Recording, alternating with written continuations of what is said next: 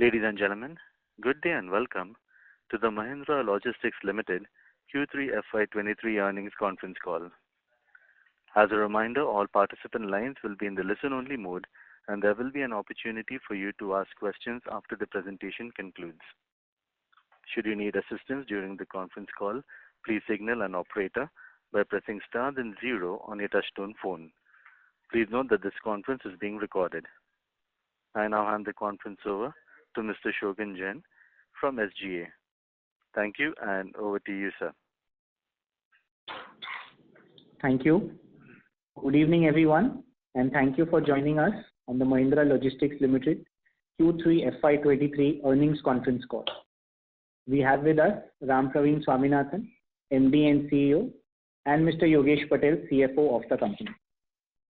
I hope everyone has had a chance to view our financial results and investor presentation, which were recently posted on the company's website and stock exchanges. We will begin the call with opening remarks from the management, followed by an open forum for Q&A. Before we begin, I would like to point out that some statements made during today's call may be forward-looking in nature, and a disclaimer to that effect has been included in the earnings presentation that was shared with you earlier. I now like to invite Ram, the MD and CEO of Mahindra Logistics Limited, to make some preliminary remarks. Good afternoon, everyone. Thank you, Shogun. Thank you for joining us, and welcome to our third quarter earnings call. I trust all of you had a chance to look at our presentation, the financial results, which are available on the stock exchange and our company's website. As always, we'll cover some highlights from the external environment, some operating commentary on the businesses, recent customer acquisitions, and our segment performance before I share some highlights for financial performance on a standalone and consolidated basis for the 9 months and the quarter just gone by. I am joined today, in addition of Yogesh, by several other members of our leadership team, including Sushil Rathi, who's our Chief Operating Officer for Transportation and Freight Forwarding, Ankur Singha, who leads our e-commerce business and our last mile delivery businesses, and Mansi Nagri, who is the Head of Marketing and Communication. So let me just jump in quickly, starting with an overview of the logistics sector itself. As you all know, the government has set up a goal of making the country a 5 trillion economy in the next few years. And cost of operation remains a fundamental challenge, and one of the biggest stumbling blocks in that is the high cost of logistics. When compared to other advanced economies, India at 13 to 14% of GDP in terms of logistics cost is much higher, making business operations less competitive. India is also an aberration when it comes to multimodal logistics infrastructure. The global average for road transportation is 25%, and 60% of the cargo in most advanced countries and other nations is handled by rail. On the other hand, only 30% of our country's logistics movement happens by railways, while road accounts to between 60 to 65% of transportation requirements. Waterways have a nominal share of less than 5%, and these are among the factors which drive the higher logistics costs, which ultimately impacts the margins and competitiveness of Indian industry, both domestically and in terms of exports. And critical lever, which the government has obviously identified, is the need to automate logistics.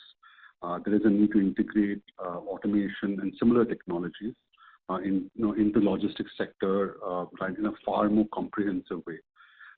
This will help truckers especially and warehousing and other infrastructure improve their overall efficiency and price competitiveness. Furthermore, there's a strong need to improve the workforce's skill set and access to cutting-edge technological solutions. The unorganized sector and its players account for approximately 85% of the Indian logistics market. And a great example of this is the trucking industry, where 85% of the industry is, roughly 80 to 85% is operators who have 5 or fewer vehicles in their fleets. This prevents them obviously from getting economies of scale or driving more towards newer technologies. The national logistics policy, in some part or in great measure, was released by the government with an attempt to address some of these problems and other problems associated with the sector. This policy will help bring down the logistics costs by 5% of GDP over the next 5 years, bringing it down from around 13 to 14% to around 8 to 9% of GDP. To achieve this objective, the policy has identified 4 major steps that must be implemented through the CLAP, which includes integration of digital systems, unified logistics interface platform, ease of logistics, and the system improvement group. The policy promotes economic growth and the creation of employment opportunities in the sector. This is an important step towards making India's manufacturing sector as well more competitive globally. In the context of some of these policy changes, I think it's been heartening to see that the budget announced yesterday by the Honorable Finance Minister extends the policy framework. We obviously welcome the budget as it focuses on sustainable growth and infrastructure development. Announcement of setting up of the Urban Infrastructure Development Fund for Tier 2 and Tier 3 cities is likely to provide a much-needed boost for smoother and faster logistics transportation and will further ensure greater connectivity in these locations. Identifying 100 critical transport infrastructure projects will have a positive impact and a multiplier effect on the nation's last and first mile connectivity. Additionally, the announcement of 50 new airports and associated infrastructure will enhance regional air connectivity across the country, and the highest ever allocated capital outlay to the Indian Railways will hopefully add to greater and smoother connectivity between different points of the country and easy and faster freight movement. I think all of these augur well for the sector in the long term, and I look forward to further policy initiatives that support those announced by the Finance Minister yesterday. Let me talk a little bit about our key end markets, especially in terms of the quarter which just went by, and I'll begin as always with the automotive industry. Overall, the auto industry has experienced far lesser supply chain disruptions in the recent past, as we have seen increased availability of semiconductor chips and related components. While passenger vehicles have continued to demonstrate strong traction, especially SUVs, commercial vehicle and two-wheelers are still 27 and 16% lower than the respective 2018 volumes. The proportion of passenger volumes comprised of SUVs is increasing steadily and is projected to reach approximately 50% in 2022, up from 36% in 2020. In India, the global shift towards electric vehicles has also started playing out, and it is likely that two-wheeler, three-wheeler, and passenger vehicles will see a rapid shift towards EVs in the next 1 to 3 years, with a slate of new announcements by OEMs in that direction. We clearly see that shift already happening in the intracity cargo space, where there is a precipitated shift towards electric vehicles across all our customer segments. The recently concluded Auto Expo continues to emphasize the growth of the sector with an increased focus on new products, electric vehicles, and hydrogen technologies. During the quarter, our volume from auto customers, including M&M and other OEMs, showed strong traction, and we expect this to continue going forward. Moving on to the farm sector, the festive season has contributed to a strong momentum in demand for tractors and farm equipment. The sowing of Rabi crops seems to have progressed well, and currently total acreage covered is more than not just higher than the previous year, but higher than the average of the 5 preceding years as well. It is anticipated the harvest of wheat and oil seeds will show strong growth.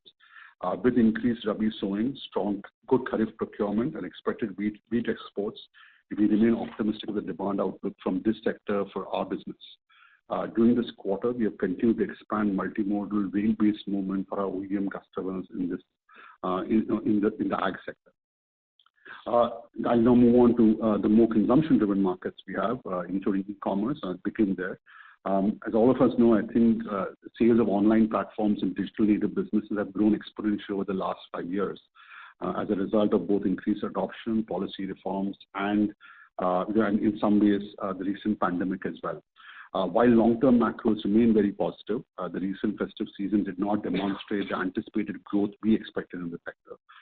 There were lower volumes in most categories, despite higher value of merchandise.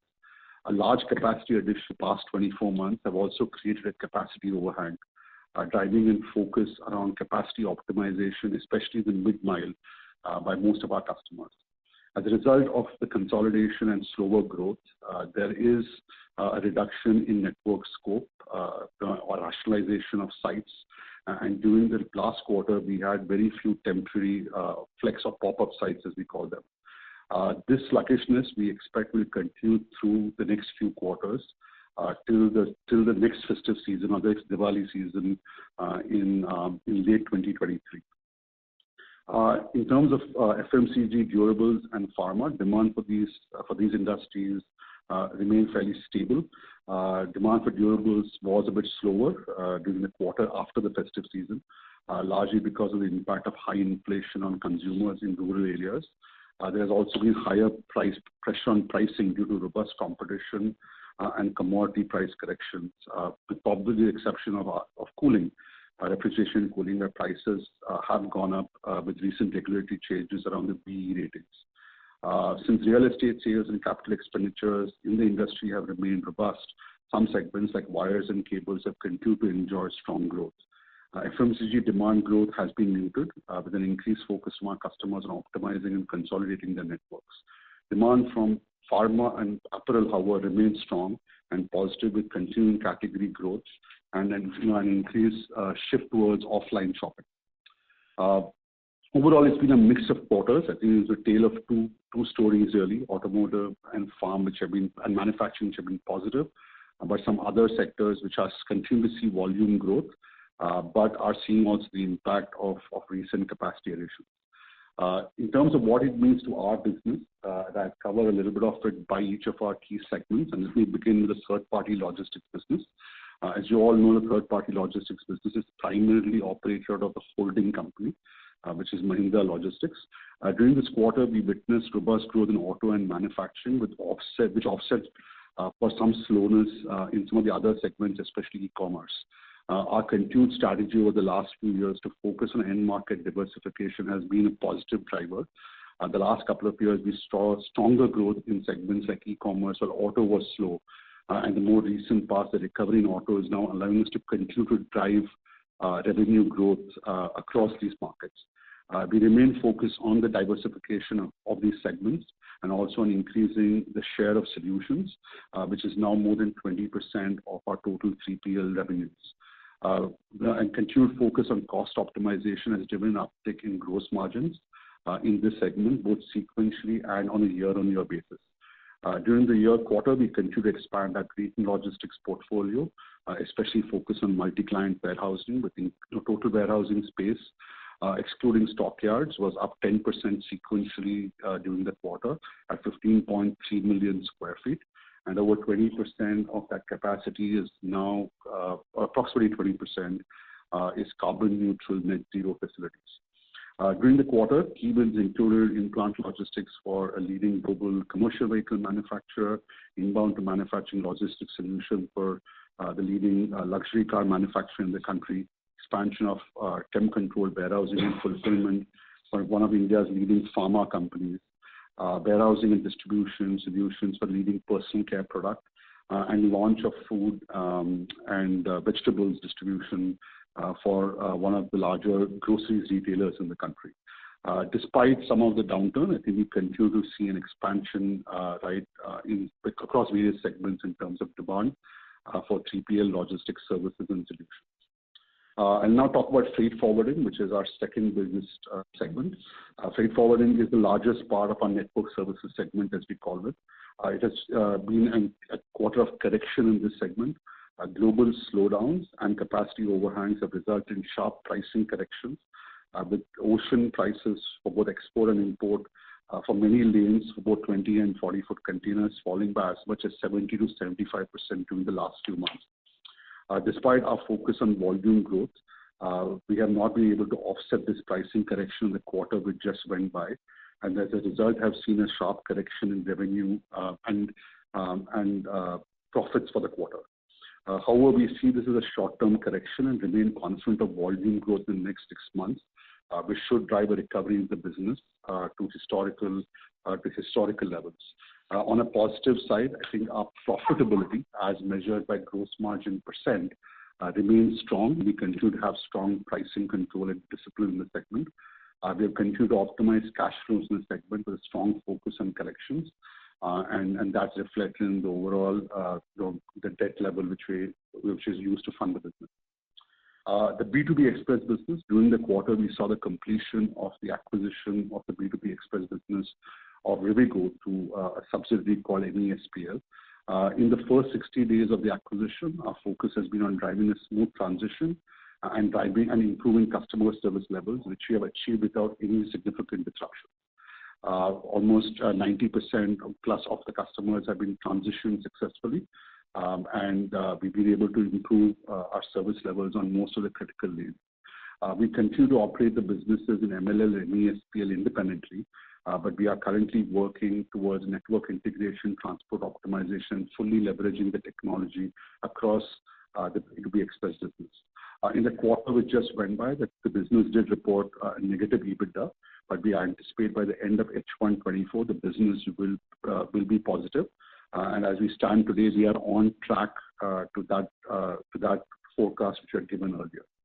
In the first quarter, as I said earlier, we did see anticipated financial cost of acquisition and losses from continuing operations of the business. Commencing this quarter, we will start driving optimizations in the network, and the flow through should continue in the coming quarters. The acquisition significantly strengthens our integrated logistics portfolio and significantly expands our technology stack, our network coverage to over 19,000 PIN codes, with over 12,000 PIN codes being serviced directly. Moving on to the last mile delivery business, which is the smallest part of our network services segment. The last mile delivery business grew by 12% year on year. We continue to expand in quick commerce and other offerings such as same day deliveries from multiple clients and invest in expanding our micro fulfillment capabilities and tech stacks. We have continued to focus on driving margin improvement in the segment. During the quarter, the EDL electric vehicle services grew further with a total fleet of approximately 1,200 vehicles in 16 cities across the country. Moving on to financial performance, and if we begin with the consolidated financial performance for MLL and all its subsidiaries together, revenue for Q3 FY23 increased by 17% on a year-on-year basis to 1,333 crores. Our supply chain management segment, which includes both 3PL and network services, contributed 95% of our overall revenue, and the mobility business contributed around 5% of our overall revenue. Gross margins at a fully consolidated basis stood at 9.9% in Q3, compared to 9% in Q3 of F22.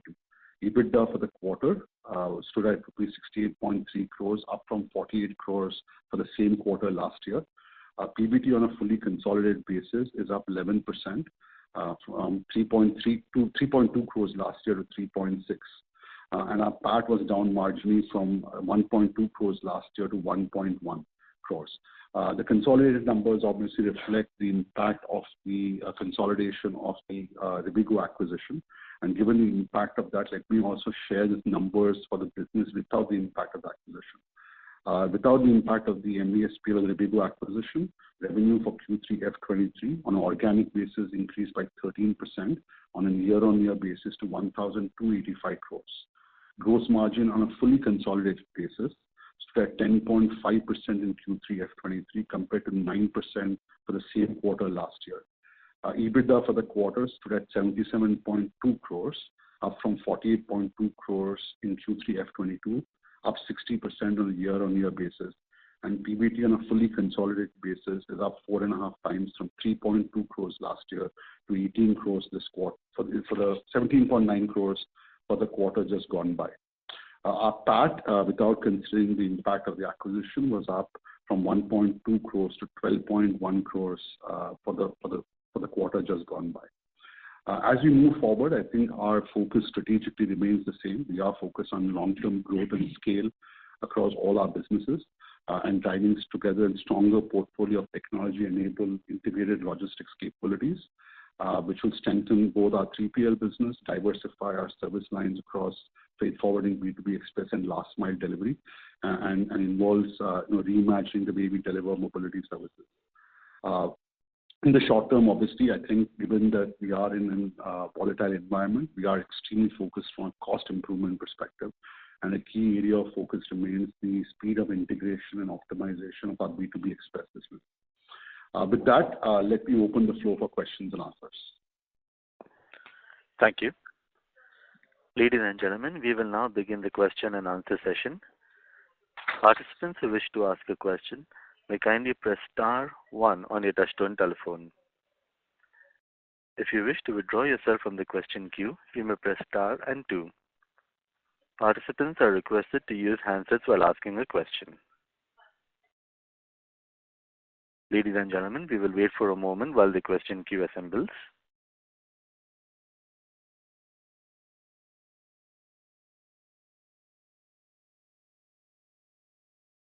The first question is from the line of Amit Dixit from ICICI Securities. Can we proceed?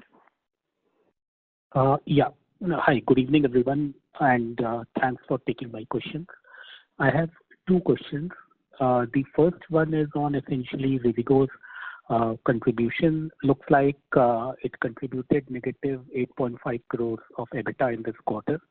How do we see it improving ahead? I know you said that the network services would get in positive territory by H1 of FY24. But particularly talking about Rivigo, how do we see Rivigo's EBITDA scaling up maybe in the next quarter or in H1 FY24? If you can throw some light on this.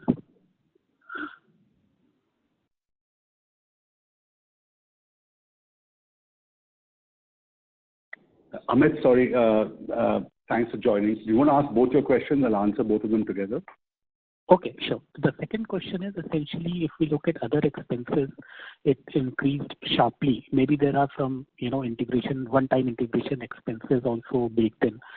If there are some one-time expenses, is it possible to, quantify them?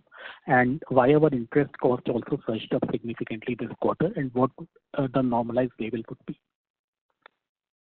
Okay, so I'll take the first one and ask Yogesh to just answer the second one, Amit.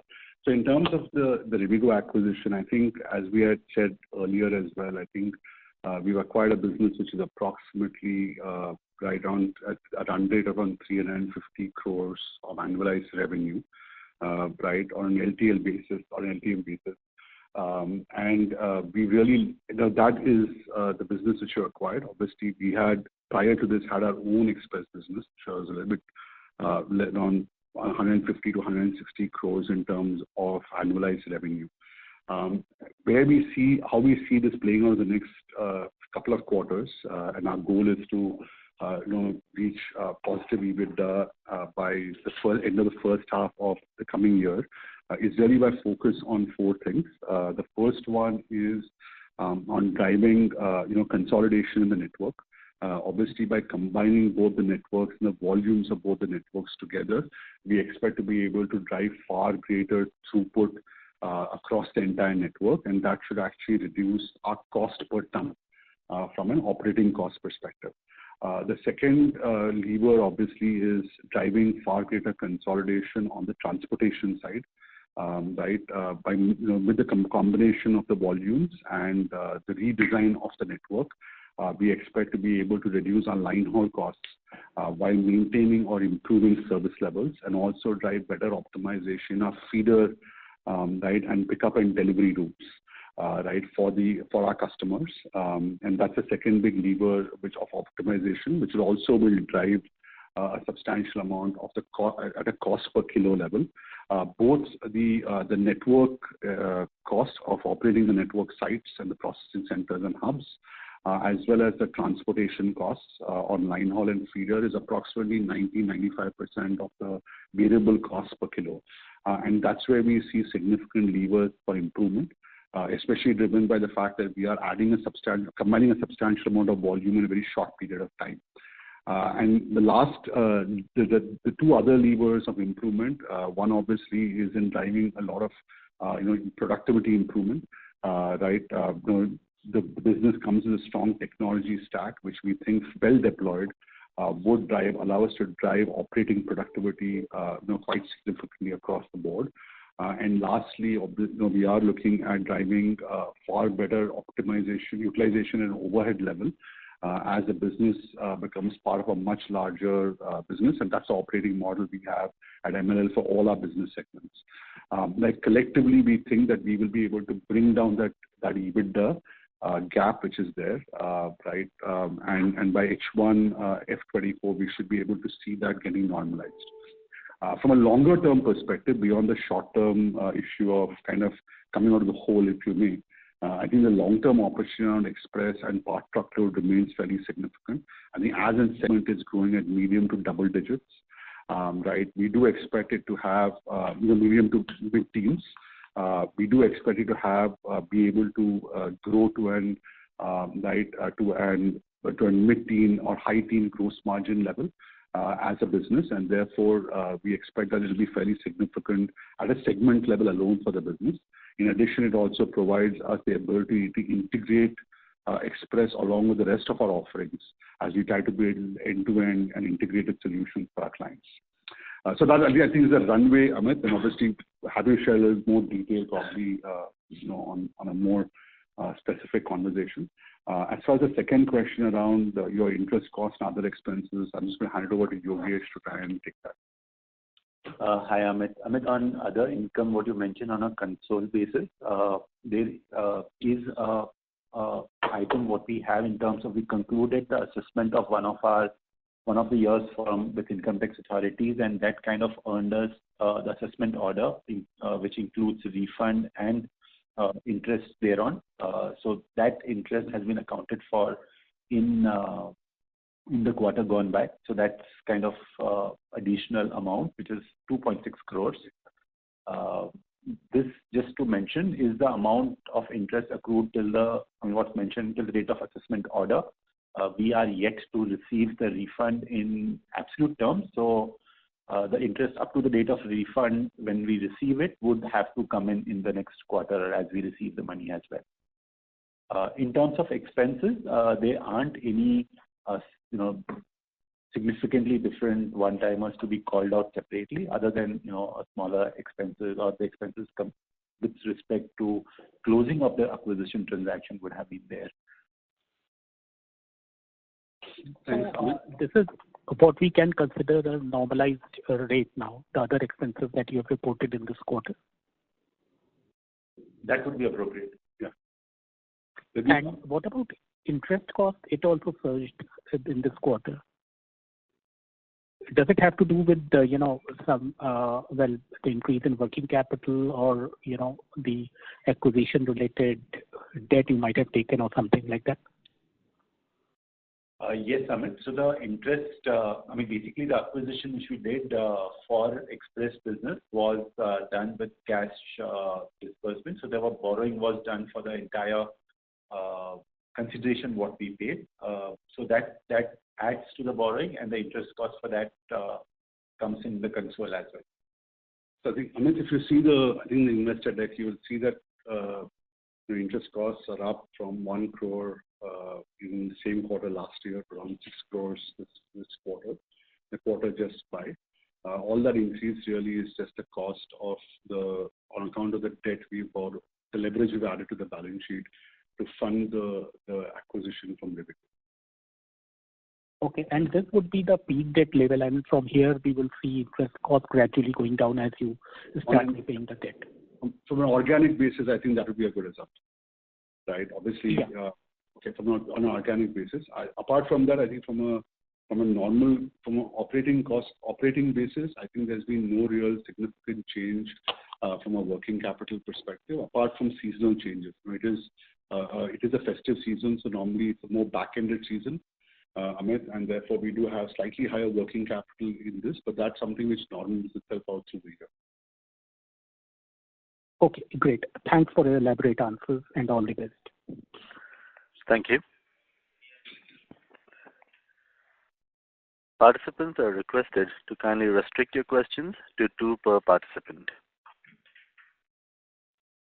The next question is from the line of Alok Devra from Motilal Oswal. Kindly proceed. Good afternoon. Sir, just had a couple of questions. First on Rivigo. So this 45 crore revenue which we have booked, that would be for how much period during the quarter, or it's like for the entire quarter? Hi, Alok. Good afternoon. Good afternoon. Thanks for joining. So I think that's approximately 6 weeks of revenue, 1.5 months, a little bit more, but roughly in that range. Okay. So if we annualize it, it is nearly around 360 crore, is it?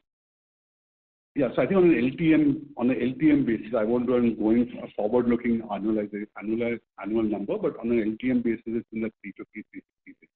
Okay. Because when we had acquired, we had given some data that it's making revenue of nearly 370 odd crores. So it's kind of not really growing on a YOY basis. So it's in that range, and I think so. Look, I think the thing is obviously we acquired the company, and so they have not been really in a growth phase in the last 12 months. Right. Right.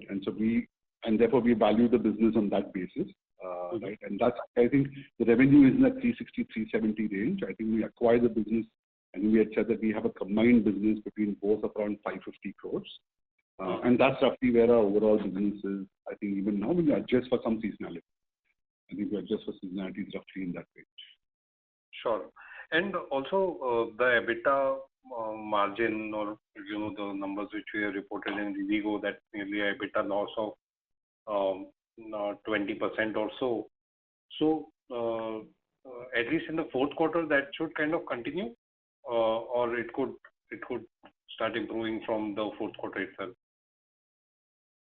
No, so I think, as you know, look, we don't give guidance in general, but I think over the next couple of quarters, we should start seeing a strong improvement. I think our focus in the first 90 days has been to ensure that we are keeping the network operating smoothly. As you know, in the past, there have been customer concerns around the transitions itself. So a big focus was ensuring that the transitions are all smooth, and I think we accomplished more than 90% plus. In the lead up to the acquisition, there were obviously some challenges around service levels, so that's something we are focused on correcting. So first 90 days has really been about ensuring that and kind of onboarding the Rivigo organization into the MLL family. I think that is now, we are now past that, and we are now in the process of implementing optimization. So it's hard for me to timestamp a monthly view on that, but I would say over the next 18 to 24 weeks, obviously, we should start seeing strong amount of those improvements coming through. Sure. So, no, the reason actually I was just asking is because we have seen, other similar businesses like, they are also looking at significant restructuring, like if we see Gati or if we see, Spot On. So, just wanted to understand how, whether we could also face some challenges here. Where we are currently doing a 20% EBITDA loss, and we are looking to move into, a break-even zone. So could that take slightly longer than what we anticipate? No, I think this is the company. I mean, we acquired it by design at this level, I would say, for lack of any other word. So this is an anticipated thing, but we have a very clear and structured plan to get it back, not just to break even, to actually grow it beyond that. And we are pretty confident as things stand. We are bang on track. Obviously, one can never predict everything, but we are bang on track to delivering what we had given earlier as an indication. Sure. And what we continue to hold now. Sure. Just last question. So the interest cost, it's including the lease, it's around 15 crore for this quarter. So going forward, this run rate could continue for some quarters, or could it increase, or just some last question on that. So I look very similar to what I told Amit earlier. I think we expect this on an organic basis to roughly be in this range. There will, this should be a peak. There will be some bumping around based on seasonal working capital issues. But by and large, we expect it to be in this range on an organic basis. Sure. I'll come back in the queue. And should start coming down over. It should start coming down over time, though we don't have a specific guidance on that. Got it. Thank you so much, sir. I'll come back in the queue for more. Thank you. The next question is from the line of Vikram Suryavanshi from Phillip Capital. Can you proceed? Yeah, good evening, sir. One thing on this non-Mahindra growth, or particularly if you look at warehousing growth, has been a bit muted this quarter. So can you explain on that side? Yeah, hi Vikram. I think if you see I think as you've seen there probably from our slides, our revenue from non-M&M supply chain did show a marginal decline in the quarter, and I think it was down, if I remember right, around 2% on a year-on-year basis for the quarter. I think a substantial part of that obviously has come from two big sources. One obviously was a sharp reduction in the freight forwarding business, as we said earlier on. If you look at that, I think that the decline, mainly the pricing correction. Index for that, obviously we had growth, right? Freight forwarding revenues were down by nearly 64 crores on a year-on-year basis. So adjusted for that, I think you will actually see that the business grew. I said even adjusting for that, it is off the high teens growth which we have generally maintained in the last few years. And I think that's just a reflection of some of the slowdown which I spoke about on e-commerce and some of our other markets. I think we have seen strong uptick in the automotive and the manufacturing end of the business. I spoke about some of the acquisitions earlier on, and so I think we will see this getting reset somewhere in the second half of the first quarter as of next year as some of these new projects get implemented. Got it. But if you look at the lots or particularly express side of a business, obviously we have seen sharp correction in container freight rates and all that has impacted. But even if you factor some volume growth, is there pressure on pricing also, or profitability also, or is it seeing that impact of the global slowdown in competitive environment unit pricing something? Well, so I think broadly, I think obviously the forwarding business has seen a pricing correction, and there are some consequential challenges on that.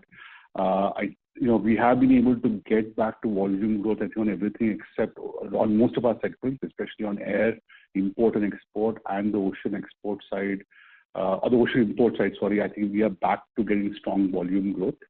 And therefore, I think that volume growth is what will start covering us our recovery back, right? And we should see that scaling up over the next coming quarters. But just as a reminder, if you look back over the last 3 years, despite this correction, our forwarding business is still growing north of 20-22% on a 3-year CAGR. So this is a correction, but we think volume growth will offset for that. From a pricing perspective, while there are obviously tactical issues around it, I think if you actually see our percentage gross margin level in the freight forwarding business is actually marginally improved on a year-on-year basis despite the pricing correction. And that's really a reflection of the balanced mix we have. We've invested in growing some new lanes. It's also a function of the commercial policy and the solution capabilities we provide our clients. And I don't expect that to see a significant impact despite this pricing correction. Okay, got it. Thank you very much. Thank you. The next question is from the line of Sumit Kishore from Axis Capital. Kindly proceed. Good evening. Hi, Ram. My first question is on the last mile business. When will Whizzard be, consolidated on a line-by-line basis? Will that start happening next fiscal onwards? And how does that make gross margins look for last mile, and what will be the glide path there? Also, the impact it would have on depreciation, which has gone up as it is with the Rivigo acquisition as well. Hi, Sumit. I hope you're well. I think the Whizzard business, we have an option to take majority. I think we have the window to take majority, I think, through the third quarter of next financial year. And we are evaluating the timing of that, the most appropriate timing of it. So I don't think we have fixed a timing on it. We do have the option to exercise that choice by the end of the third quarter. And as things stand right now, I think we are inclined favorably towards exercising that option, but we have not chosen a timing for it because we feel strongly about positively about the capabilities it adds to our business. On a consolidated level, I think the Whizzard business has similar gross margin to the rest of our last mile business. Obviously, the service offerings are more driven towards micro-fulfillment, and non-large or small pack delivery compared to the existing last mile delivery business, which has a balance more towards grocery and larger products. But net, I think the gross margin levels are roughly in the same range. I think from a glide path perspective, Sumit, I think as you have mentioned earlier, our focus on last mile is two things. One is, we do want to ensure that we are investing in parts of the business where we have a clear moat or a differentiation. That's something which we think comes through value-added services, through specific product lines, and through electrified last mile delivery. And we are continuing to be focused on driving that growth. It is not a revenue-driven approach. And we've clarified that earlier as well, that we are not in a revenue-driven approach on the segment. So maintaining the balance on gross margin, I think, is important.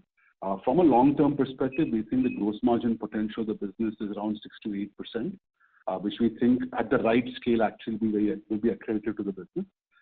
As things stand, that business does not have a dramatic increment. The Whizzard business does not have a dramatic increment depreciation profile of the company. Okay, 6 to 8% is the gross margin from 2.7% in the first 9 months of the fiscal for the last mile business. Yeah, that's where we think is the medium to long-term view of what we think the business can create. So more from a FY26 time frame, say. Yeah, I think, and by the way, I think our last mile business is roughly around 4% in the quarter we just went by from a gross margin perspective. Yeah, I was looking at the first 9 months. Okay. I know that. Yeah. And you mentioned that the glide path for the MLL Express business is more like mid-teen, if I heard correct, on gross margin, which is significantly better where your margins are for the 3PL business and freight forwarding, at 11% and 10% respectively. So is that right? And again, what time frame are we looking at for that improvement to happen? Because maybe the next year the focus will be on getting the cost optimization and the turnaround right. Yeah, so Sumit, I think everything you said is right, including the fact that next year the focus is on cost optimization and turnaround. I think on scaling up the business, I think scale is very fundamental to be able to create that leverage on the express business.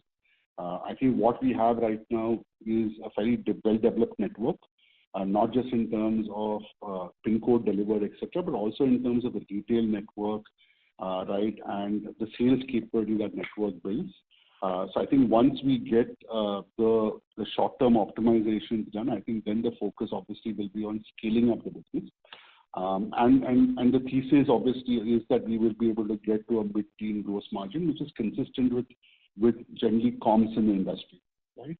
And therefore, the exact timing for it, Sumit, I'm not going to give guidance on a specific time for it, but obviously that's a medium-term kind of outlook on what we're trying to accomplish. Sure. Those are my questions. Thank you. Thank you, Sumit. Thank you. The next question is from the line of Krupashankar NJ from Avendus Spark. Kindly proceed. Hi, good evening, gentlemen. Hope everyone's well. Two questions from my side. First, on the warehousing bit, what we have seen is that while the space addition has gone up, you're seeing the yield per square feet has also come off, and just wanted to understand if it's just a timing issue wherein most of the capacities were added towards the end of the quarter, or is there anything more?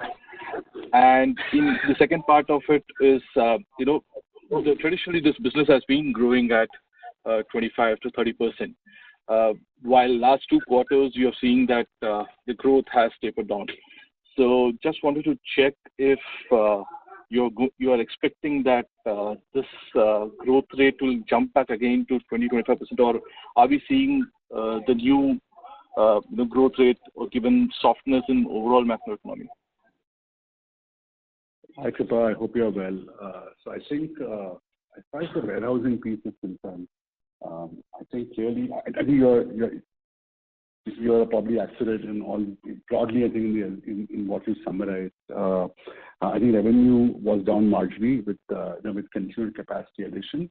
I think there are a couple of elements there, Kripa. I think first one is that, yes, as you pointed out, I think a fair amount of the capacity addition came at the end of the period. And I think if you actually look at our notes to the slides, I think you will find there that the total space which is reflected here includes facilities which are just have been finished construction, have been given to us, but have not been leased yet to customers.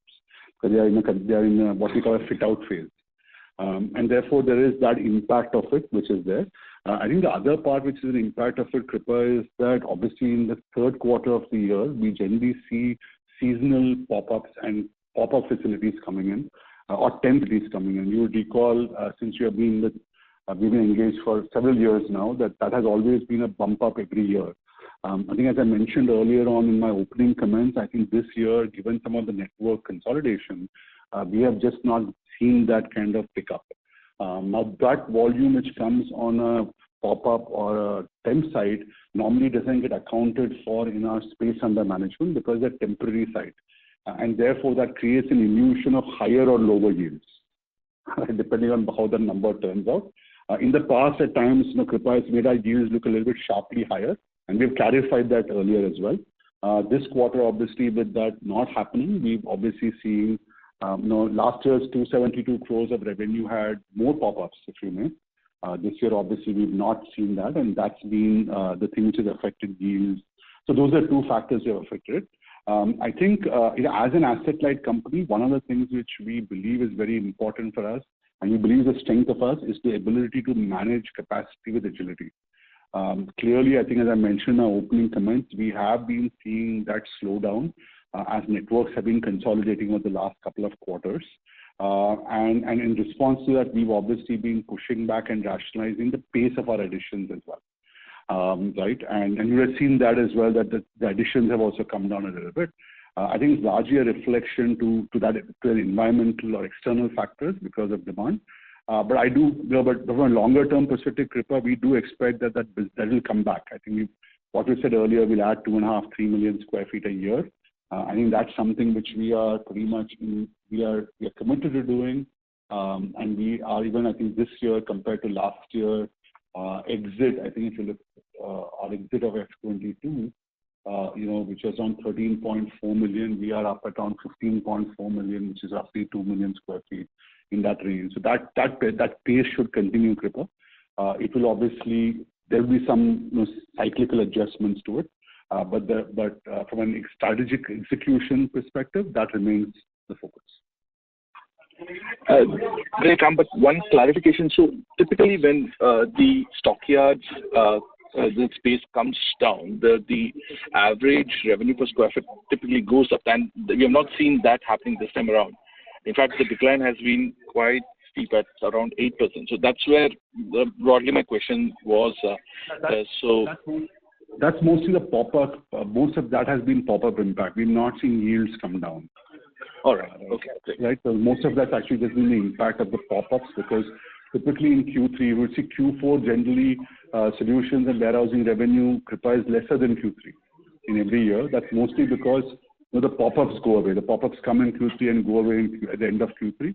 And therefore in Q3, we see a kind of a bump up in yield because of that. But that's largely because the numerator includes the revenue, but the denominator does not include the pop-up. Understood. One more question on the freight forwarding side. While I do understand that you have taken a lot of measures to sustain the profitability in the freight forwarding segment, now last 2 years have been quite rewarding with respect to that operations, and now you're slowly seeing things coming back to normal. Typically, we used to do about 1 to 2% EBITDA margins in large freight, and based on what you have brought forward, I think perhaps some expansion is likely. But given that the space is quite intensive on a competition basis, so are you seeing that margins will sustain at 4% or so, or is it likelihood that it can revert back to the historical levels? Thanks. No, I think, Kripa, I mentioned this when I think Vikram or somebody asked this question. I don't quite remember. But yeah, we don't expect that I think margins will come down to that historical level. I think compared to the past, in 2019-20, for example, I think gross margins have actually expanded from around 9.5, 9.7% in 2019-20 to nearly 11% now. In that sense, I think we expect to be able to hold that percentage margin benefit. Obviously, we have to get the volume back because part of it is fixed cost absorption, and obviously on a lower scale that will have a negative impact. But broadly, to answer your question, I think we don't expect to go down to 1.5%. And the focus really is to get the volume back, which over the next couple of quarters we are optimistic of doing. I think as I mentioned earlier, 3 years ago, I think what we mentioned was that what we kind of said was that we expect the forwarding business to grow at 20% a year on and mid-cycle basis, mid-cycle perspective. I think, and we are at that CAGR right now as well. So despite that sharp increase and kind of an adjustment downwards, I think we still expect to maintain that broader momentum. And we don't expect margins to come down to that 1% level. We think we'll hold around where we are today. Sure. Thank you. That's it from my side, and all the best. Thank you. The next question is from the line of Damodaran from Aquitas Capital. Kindly proceed. Thanks for the opportunity, and I hope I'm audible. Yes, sir, you are. Hi, Damodaran. We can hear you. Please carry on. Sure. Just two questions from my side. One on margin. The core 3PL business has seen margin improvement, and you have called out a few factors in your opening, the press release. So just wanted to check whether there is some mixed component to this. Your e-commerce business, I'm assuming, would have lower margin. And has that contributed, because the share of e-commerce seems to have dipped, has that contributed to margin improvement? That's one question. And the second is a bookkeeping question on unallocable expenses, which seems to have gone to zero in the third quarter. So what's happening there? So those are my two questions. Sure, Damodaran. I'll take the first one. I'll have our bookkeeper answer the bookkeeping question. But on the first part of it, I think it's not been specifically a segment. In fact, I think as we have mentioned earlier on, this was a softer quarter in terms of warehousing and solutions. And in terms of non-M&M SCM revenues, which generally have a higher percentage of warehousing and solutions. So frankly, I think if our volume was not a bit on the lower side, I think we would have seen probably would have committed even a better margin than what we had projected here if our e-com and other segments did not have some of that slowness which we saw in the quarter. So definitely, I think that slowness we saw actually has been negative to our margins. Right? It has not been positive to our margins, right? So that's one. I think where the margin expansion of the core 3PL has come has largely been around, not been around mix, it's been around execution. I think what we've said the last couple of quarters has been that, last 3 quarters, Damodaran, has been that we are focusing on improving margins through productivity and other measures in the warehousing and the solutions end of the business. And that's something which has started playing out as well. I think, and combining that with a more flattening or leveling of the depreciation side, so the AS116 charge will start flattening out, we should see the full flow through of those improvements coming through. But it's really been productivity and not mix. If mix had actually been more towards non-M&M, I think margins would have been higher because there would have been more warehousing and solutions and less transportation. Sure. So any further scope for improvement from these levels? Once the e-com business sort of revives? No, I think what we have said, I'll hold back what we've said. What we've consistently said is that on a medium to long-term basis, we expect that we will continue to improve gross margins by 25 to 30 basis points, right? Every year, and that's something which remains the 25 to 50 basis points. I'm sorry, I stanted 25 to 50 basis points every year, and that's something which remains our focus. I think we are driven more by the offering rather than the segment. So really, it's about transportation to transportation, it's FTL, distribution, car carrier, right? Warehousing, fulfillment, That mix is actually what drives our margins rather than e-commerce or automotive or M&M and non-M&M.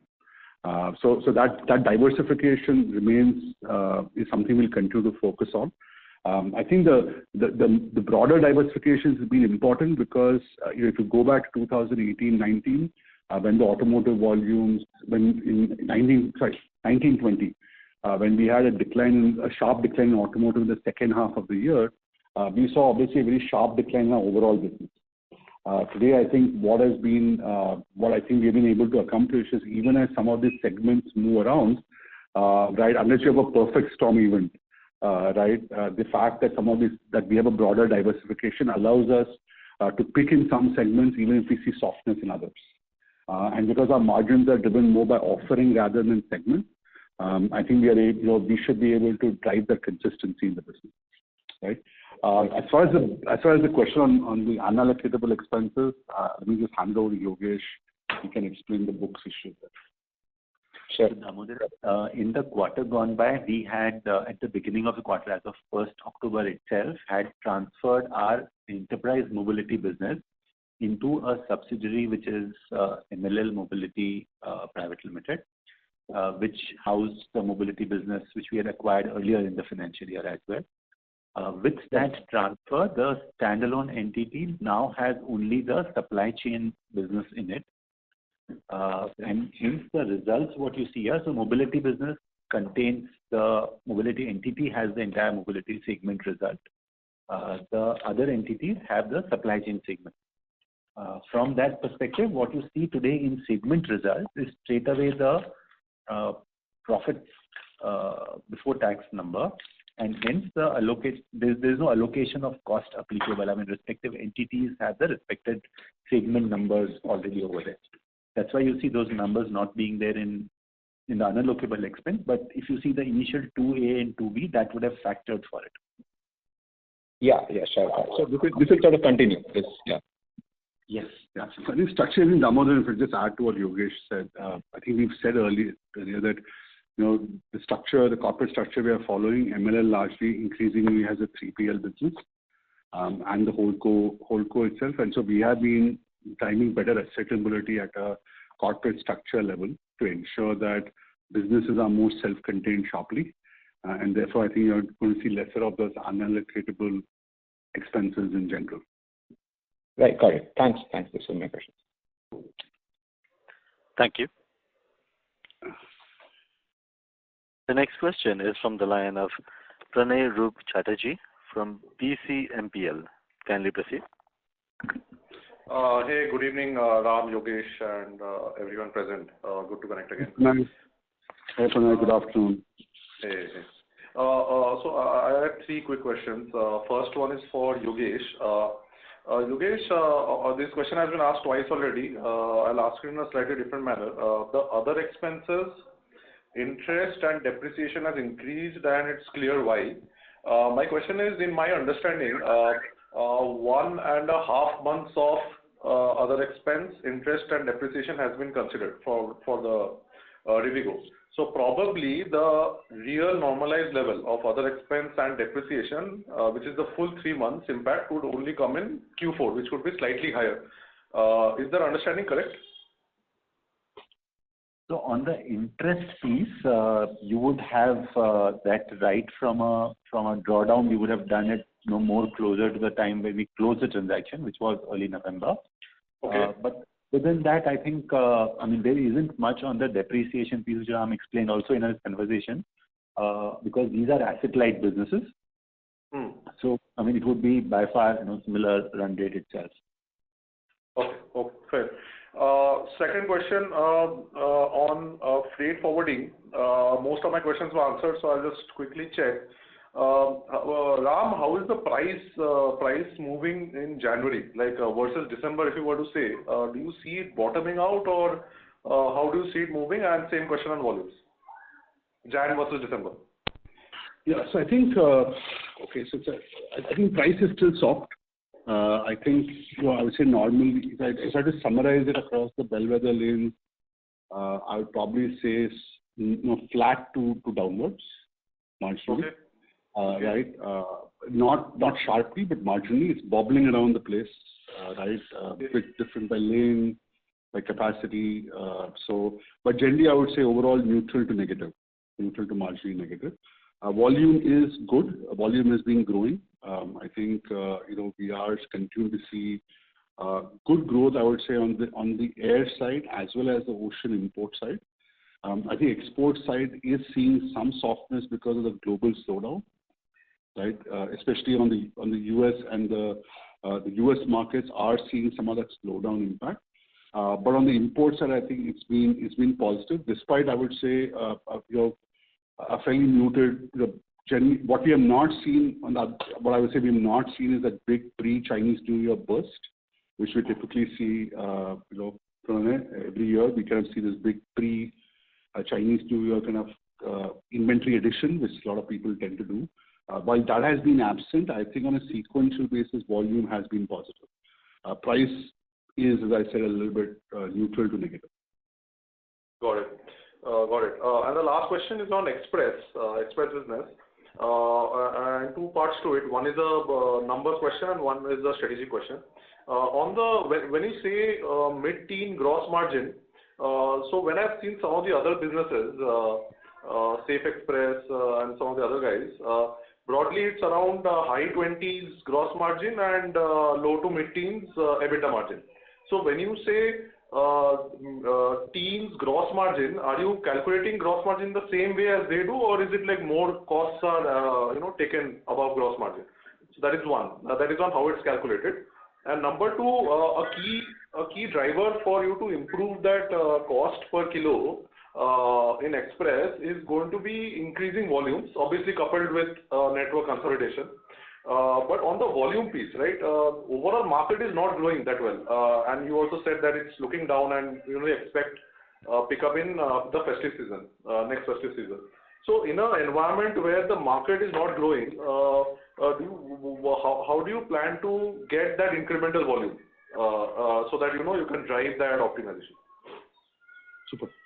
Thanks, Suresh. Let me try and answer both of them. The first question, unfortunately, I'm not very capable of answering how our numbers, how we calculate versus some of the others in the industry, because I would be fairly ignorant about the specifics of how they compute cost elements. I think what we can say is that we have used gross margin definition the way we use it across our business, which is includes all the direct costs, and it continues to leverage what is fundamentally an asset-light model structure, which is the way we expect to deploy this business as well.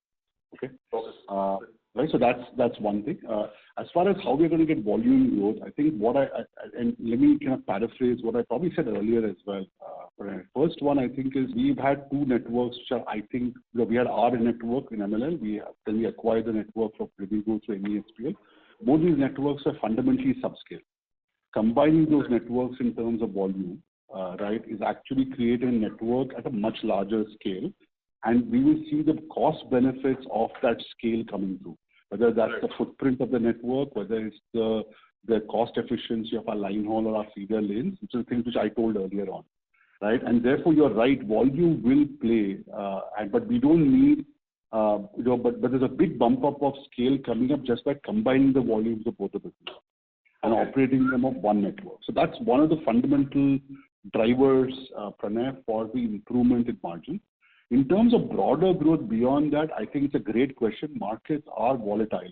But I think this is where the power of the integrated portfolio we have actually comes in. For one, I think we have a large part of our customers in 3PL, in freight forwarding, etc., where these customers are actually buying multiple services. But we often have not been able to serve them because we've not had a comprehensive enough offering.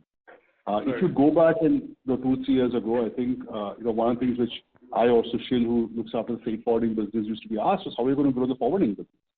And we kind of said the same thing. We said we have common customers, and one of the things we expect to be a catalyst is our ability to share, to be able to go to customers who buy multiple services and gain share of wallet with them. So that's something which we expect to be able to do in the express business as well. The second piece, which I think is favorable for us, is actually the fact that with the MESPL acquisition, we get a significant retail network. And that retail network is something which differentiates us, I think, from many other businesses, many other players in the industry with a far deeper upcountry presence and better pricing capability there as well. So through the acquisition, I think the first 60 days we've been able to retain all those partners and in fact grow some of them. And therefore that's the second piece which I think will allow us to get deeper coverage, especially as kind of Indian manufacturing kind of rebounds in more deeper locations. So I think both of those are what we think will drive the growth, right? But there's a fundamental step up, which is non-linear, which comes by combining those networks, and then a more linear growth, which comes because of coverage, share of wallet, and so on. Got it. All clear. And thanks for answering my questions. I'll get back to you. Thanks for that. Thank you. The next question is from the line of Tina from Kotak Institutional Equities. Kindly proceed. Hi, sir. My question is more towards achieving the previous cycle PAT margin run rate. Like company went from 14-15 onwards till 2019. It used to make around 2% kind of PAT margin. Now, when can we reach that level going ahead, taking into account the Rivigo acquisition also, because this Rivigo will be ultimately adding mid-teens kind of gross margin. But what kind of PAT margins would Rivigo be adding over to this once the cost optimization and network optimization is over? So where does basically Rivigo fits into this entire picture of moving towards improved PAT margins going forward for the company? Thanks, Tina. So I think to go back, I'm going to frame this the best I can, and of course you should, but I think we go back to the history and just go back, let's say 2018-19, which probably as our peak year in terms of profitability. The first year, full year after IPO, I think we're around 2%, and if you split that, I think we're around 1.7, 1.8% on the 3PL side of the business and around 2.5% on the mobility side of the business. And then there's some other income and a few other things which were additive to the earnings. I think if you look at where we are today, we are just not a 3PL. The context of our business is very different today, right? So roughly 2/3 or 70% of that is 3PL, and that's roughly at that 1.5% margin. So we have some distance to go. We think that will mature over the next 3-4 years at roughly 2%, right? And that's something which we believe we are confident we'll be able to get to. The network services businesses at scale should come in at higher levels of margins, especially on freight forwarding and express. I think on last mile, we'll still probably be at lower, we'll be at a 1.5% kind of margin. But on the other businesses, we are expecting to be at 3-4% kind of margins on the freight forwarding and the express business. The forwarding business is roughly in that range already, though at the lower end of that range, right? But the express business, through the turnaround and the scale up, should be able to get up there. I think the mobility business has been a little bit more challenging because the speed of recovery has been macro driven there. I think post the pandemic, we have still not seen a large scale return to work on the enterprise side. And they're still scaling up the B2C side, which we acquired through Meru, right? So I think that one's a little bit harder to frame exactly a time window on it. But the other part of it, I think, as I said earlier, within that 3 to 4 year window, we expect to be able to get to that kind of range. Now, I won't say that's a guidance, but that at least is kind of the aspiration, the goal which we are trying to execute towards. Specifically on the express business, I think F24 is really going to be a year of turnaround and consolidation, and I think F25 onwards is going to be the period for earnings acceleration. So F24 till 1H, there may not be a significant improvement at the PAT margin level, even from the Rivigo. And post 1H. Yeah, you're right. I think F24, we are going to actually basically be focused on break even on the business. I think, as I mentioned earlier, we expect to be EBITDA positive in H1 by the end of H1 and be able to end the year at a break even level overall. And F25 onwards is where we will see the earnings acceleration. And that's the way we planned it. Break-even at the EBITDA level or break-even at the PAT level? A break-even at PAT level, right? Hopefully by the end of the year, right? But F25 is when we'll see the acceleration from, right?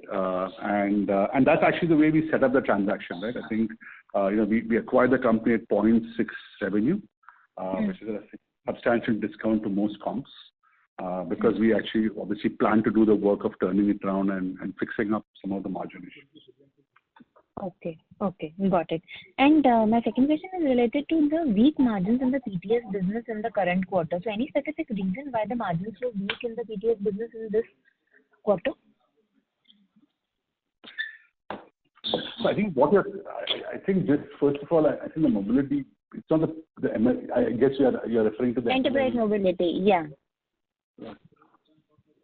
So I think the enterprise mobility piece, I think margins were, I'm not sure how to refer to this. I think gross margins were up marginally from 10.9 to 11.2%.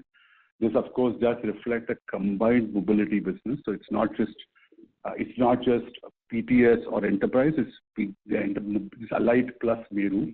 But the combined business had 6% growth in revenue and 9% growth at a gross margin level. It did slow down compared to the full year. Obviously, on a full year basis, revenues are up 16%, gross margin is up 34%. So a bit of a slowdown compared to the first half of the year, but definitely was not a reduction or decline. So the segment profit was around minus 24 million, basically a loss of 24 million for the PTS business for 3Q, and revenues were around 650. This is what I was referring to. So this translates into the segment profit margins of minus 3.7% for the PTS business. Okay. We'll just look into this and come back. I don't know, Yogesh, we are asked. Sure. What you are referring to is the PBT numbers, and what Ram just explained was gross margin. So gross margin, right. So any specific reason that it contributed, despite having a decent gross margin, the PBT margins were negative? So the absolute, once you get down to PBT, it's a matter of what absolute gross margins generate and the absorption of overheads, depreciation, and financing costs.